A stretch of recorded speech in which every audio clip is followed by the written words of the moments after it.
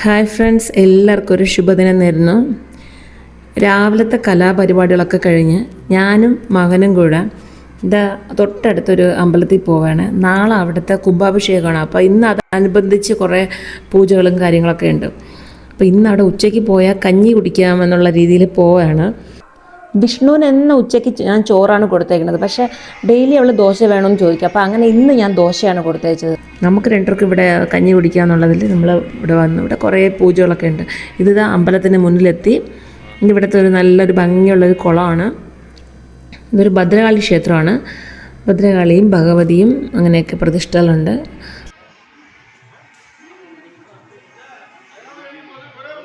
അപ്പോൾ ഇതിവിടെ നിന്നൊരു വിനായകരുടെ, അതായത് ഗണപതിയുടെ ഒരു ശില, നാളെയാണ് പ്രതിഷ്ഠ. അപ്പോൾ ഇന്ന് അവർ നെല്ലിലൊക്കെ ഇട്ട് വച്ചിരിക്കുകയാണ്.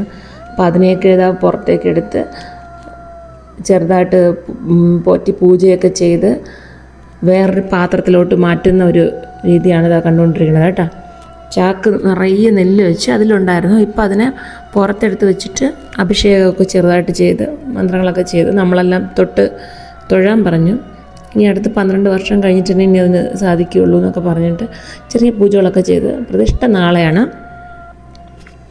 അപ്പോൾ അതിൻ്റെ പൂജകളാണ് ഇതാ കണ്ടുകൊണ്ടിരിക്കുന്നത്.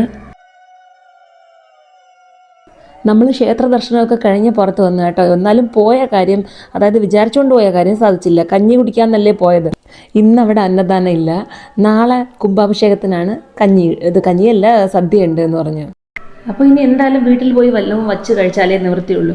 അപ്പോഴാണ് ഞാൻ ആലോചിച്ചത്, ഈ ടി വിയിൽ കുറേ നാളുകൊണ്ട് കേൾക്കുന്ന യമ്മാദാക്ഷി എന്ന് പറഞ്ഞ ഒരു ഫുഡുണ്ടല്ലോ, ഭൂട്ടാൻ്റെ നാഷണൽ ഫുഡ് എന്ന് പറഞ്ഞിട്ട്. അപ്പോൾ അത് ചെയ്യാമെന്ന് പറഞ്ഞിട്ട് അതിന് വേണ്ട കുറേ സാധനങ്ങളൊക്കെ വാങ്ങിക്കാമെന്ന് പറഞ്ഞു. വാങ്ങിച്ചിട്ട് തിരിച്ചു വന്നപ്പോഴാണ് ഈ 2 മാസത്തിന് മുന്നേ ഞാൻ എൻ്റെ മോൻ്റെ അടുത്ത് പറഞ്ഞിരുന്നു, മോനെ ഒരു റീൽ എടുക്കാൻ നല്ലൊരു പ്ലേസ് വേണം. ഒരു പാട്ടുണ്ടല്ലോ, നാട്ടുവഴിയിലെ കാറ്റ് മൂളണ പാട്ട് കേട്ടില്ലേ, അറിയാമല്ലോ എല്ലാവർക്കും. അപ്പോൾ ആ പാട്ടിന് കറക്റ്റായിട്ട് ഒരു പ്ലേസ് വേണം എന്ന് പറഞ്ഞപ്പോൾ അവൻ പറഞ്ഞു, അമ്മ ഞാൻ ഈ ഇടയ്ക്ക് അങ്ങനെ ഒരു സ്ഥലം കണ്ടു, നമുക്ക് പോവാം എന്ന് പറഞ്ഞിട്ട് അവൻ എന്നെ ഇവിടെ വിളിച്ചുകൊണ്ട് വന്നിരിക്കുകയാണ്. ഈ നാട്ടുവഴിയിലെ പാട്ട് കണ്ടപ്പോൾ എനിക്ക് തോന്നി, കൊള്ളാമല്ലോ, നമുക്കിവിടെ വരാമല്ലോ എന്നൊക്കെ വിചാരിച്ചു. പക്ഷേ നമ്മൾ പോയി ചെന്ന് കയറിയത് അതൊരു വീടിൻ്റെ ഗേറ്റിൻ്റെ മുമ്പിലായിരുന്നു കേട്ടോ. അതൊരു നാട്ടുവഴിയല്ല, അതൊരു വീട്ടുവഴിയായിരുന്നു. അങ്ങനെ അവിടുന്ന് തിരിച്ചു വന്നപ്പോൾ അവിടെ കുറേ ഒരു സൈഡിലായിട്ട് നാരങ്ങ അല്ലേ, വലിയ നാരങ്ങ, അത് കാച്ചു കിടക്കുന്ന കണ്ടു. തൊട്ടടുത്ത് അതൊരു തോട്ടാണ്, അവിടെ വീടില്ല.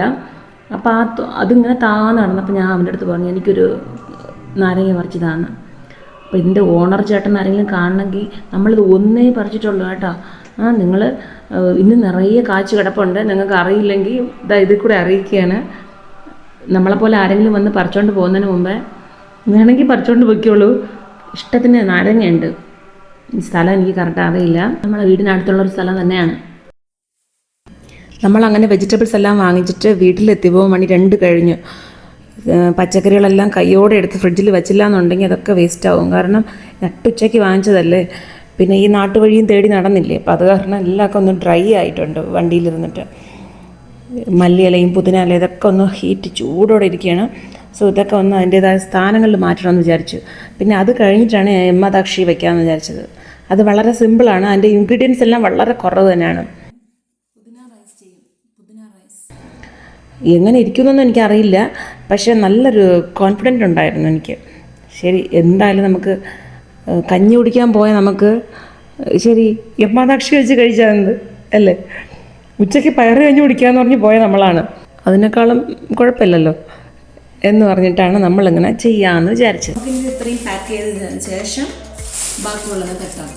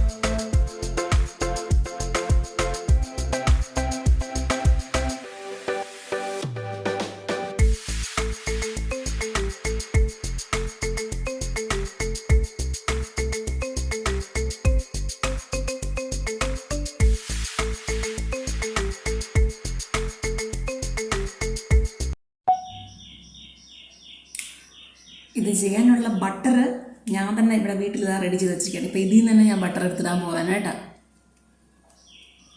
കണ്ടോ, ഫ്രഷായ ബട്ടർ. കണ്ടോ, ആക്ച്വലി ബട്ടർ വാങ്ങിക്കാൻ മറന്നു. അപ്പോൾ നോക്കിയപ്പോൾ ഇവിടെ വീട്ടിൽ ഞാൻ പാലാട എടുത്ത് വെച്ചതുണ്ടായിരുന്നു. അപ്പോൾ ഇമ്മീഡിയറ്റ് ആയിട്ട് തന്നെ ചെയ്തു. ഇനി വേണ്ടത് ചീസ്, അത് റെഡി. ദക്ഷയ്ക്ക് ഇൻഗ്രീഡിയൻസ് എല്ലാം വളരെ കുറവാണ് കേട്ടോ.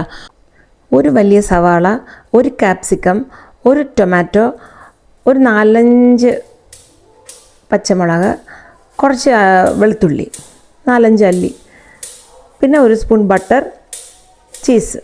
ഇത്ര തന്നെയാണ്. ഇത് കുക്ക് ചെയ്യാൻ എനിക്കങ്ങനെ വലിയ നേരമായിട്ടില്ല. കൂടിപ്പോയൊരു 10 മിനിറ്റ്സ് അത്രയേ ഉള്ളൂ.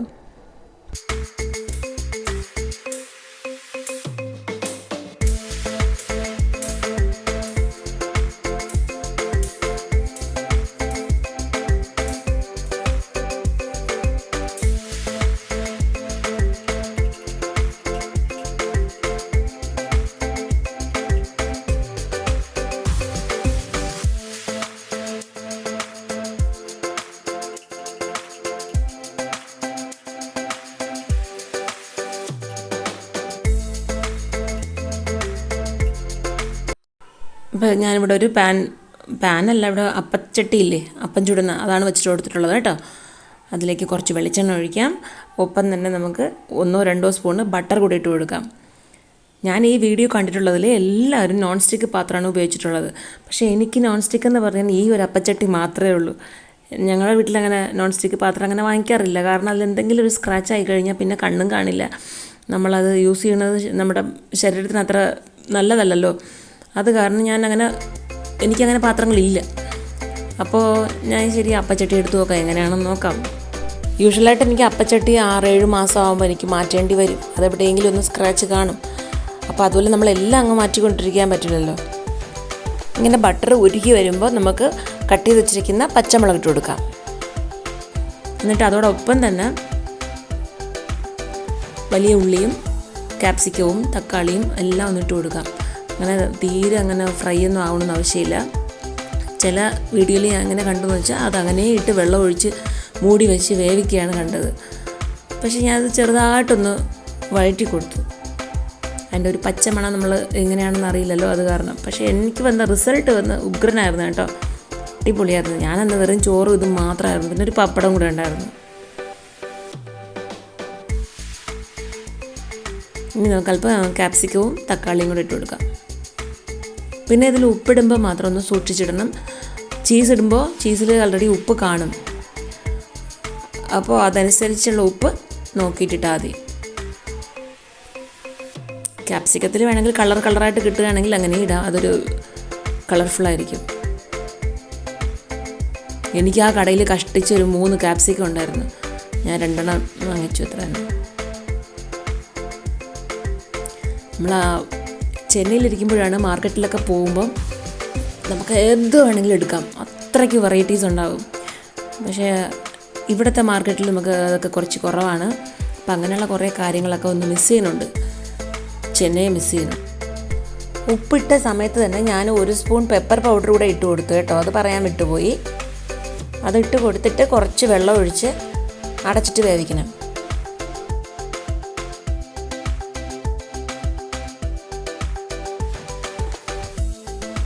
ഈ സമയം നല്ലൊരു മണമാണ് കേട്ടോ, ബട്ടറും ക്യാപ്സിക്കത്തിൻ്റെയൊക്കെ ഒരു നല്ലൊരു മണം. ആൾറെഡി വിശന്നിരിക്കുകയാണ് ഞങ്ങൾ. അതിൻ്റെ ഇടയിൽ കൂടെ ഈ മണം കൂടെ ഒന്ന് കേൾക്കുമ്പോൾ നല്ല വിശപ്പാണ്.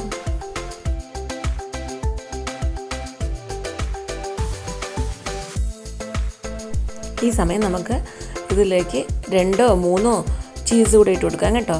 തുരുവിയിടുന്ന ചീസ് കാണുമല്ലോ, അങ്ങനെ ഉണ്ടെങ്കിൽ അതും ഇട്ട് കൊടുക്കാം. ഏതായാലും കുഴപ്പമില്ല, ചീസ് കുറച്ച് കൂടെ കിടന്നാൽ നല്ല ടേസ്റ്റാണ്.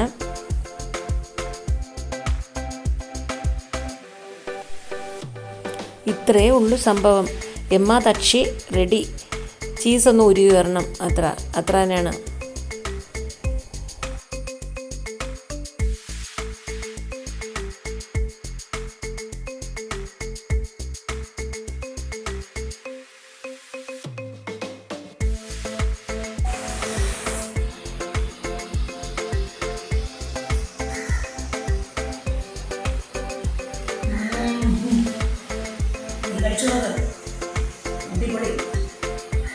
ആ ഇതാ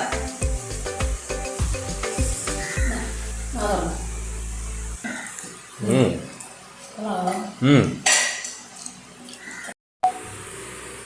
സോ എമ്മാദാക്ഷി നിങ്ങളും വച്ച് കഴിക്കണം. നല്ല ടേസ്റ്റാണ് കേട്ടോ. ഞാൻ ഇത്ര പ്രതീക്ഷിച്ചില്ല. എന്തടാ മോൻ സ്കൂളിൽ അത് മോള് വരാൻ സമയമായി, അത് കാരണം അവൻ വിളിക്കാൻ പോവുകയാണ്. ഓക്കെ, അപ്പോൾ ശരി, ഞാൻ പറഞ്ഞു വന്നത് നിങ്ങൾ തീർച്ചയായിട്ടും അത് ചെയ്ത് നോക്കണം. അത്രയ്ക്ക് ടേസ്റ്റാണ് എമ്മാദാക്ഷി. അതായത് ഭൂട്ടാൻ്റെ നാഷണൽ ഫുഡ് എന്നാണ് പറയുന്നത്. കാണുമ്പോൾ നമുക്ക് തോന്നും നമുക്കൊക്കെ കുറച്ച് എരിവും പുളിയൊക്കെ വേണ്ടേ, അത് കാരണം അതിലവർ കുറച്ച് മുളകാണ് ആഡ് ചെയ്യാൻ പറഞ്ഞത്. ഞാൻ എൻ്റെ എരിവിനനുസരിച്ചാണ് ഞാൻ 5 മുളക് ആഡ് ചെയ്തത്. സൂപ്പറായിട്ടുണ്ടെന്ന് എനിക്ക് ഒരു കുറവും തോന്നുന്നില്ല കേട്ടോ. സോ ഈ വീഡിയോ ഇഷ്ടപ്പെട്ടുവെങ്കിൽ ലൈക്ക് ചെയ്യൂ, കമൻറ്റ് ചെയ്യൂ, സബ്സ്ക്രൈബ് ചെയ്യൂ. പിന്നെ നല്ലൊരു വീഡിയോയുമായി വീണ്ടും കാണും വരെ bye for now. See U.